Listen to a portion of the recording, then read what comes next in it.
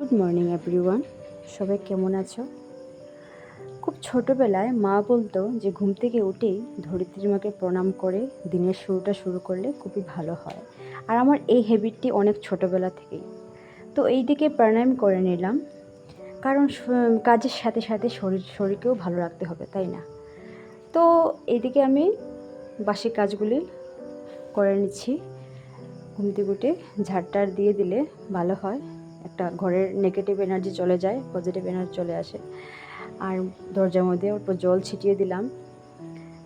তো এইগুলি বাসি কাজগুলি সেরে নিলে সকালের, তো অন্য কাজের সুবিধে হয়, তাই বাসি কাজগুলি করে নিলাম আজকে। আর এইদিকে অনেক দিন থেকে বৃষ্টি দিচ্ছিল, তো তাই কাপড় টাপড় ধোয়া যাচ্ছিল না। আজকে রৌদ্র দিয়েছে, ভাবলাম আজকে কাপড় ধুয়ে নেব, তো ওয়াশিং মেশিনে কাপড় দিয়ে দিলাম।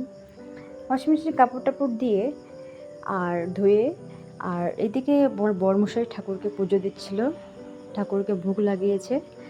তো ঠাকুর ঘরে জানো কি, মানে অন্য ধরনের শান্তি আসে ঠাকুর ঘরের, মানে অন্য ধরনের, আমার একদম মানে ভেতরটা পুরো শান্তি হয়ে যায়।